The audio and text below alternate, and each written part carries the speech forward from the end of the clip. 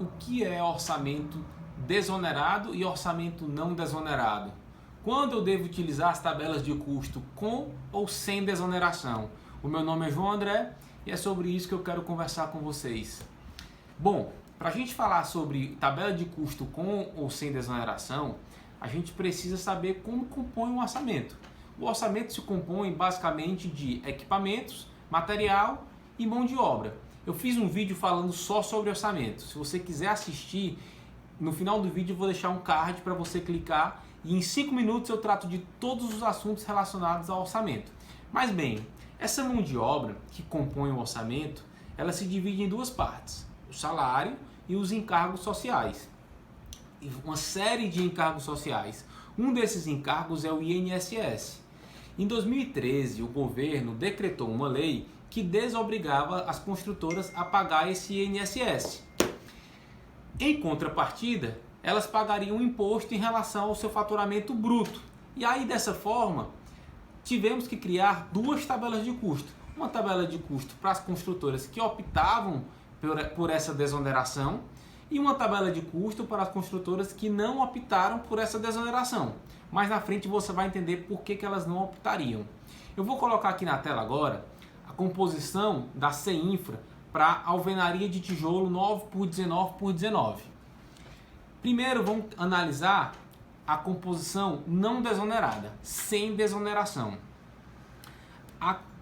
O material, os insumos materiais não vão sofrer alterações. Se você for ver, cal, cimento, tijolo e areia totalizam em R$ 14,66 por metro quadrado de alvenaria. Já os insumos mão de obra, pedreiro e servente totalizam em R$ 36,63. Agora eu vou colocar a composição de custo da tabela desonerada. E aí você vai ver que o valor do material permanece o mesmo, R$ 14,66. Já o valor da mão de obra diminui. O que era antes R$ 36,63, agora passa a ser R$ 32,62.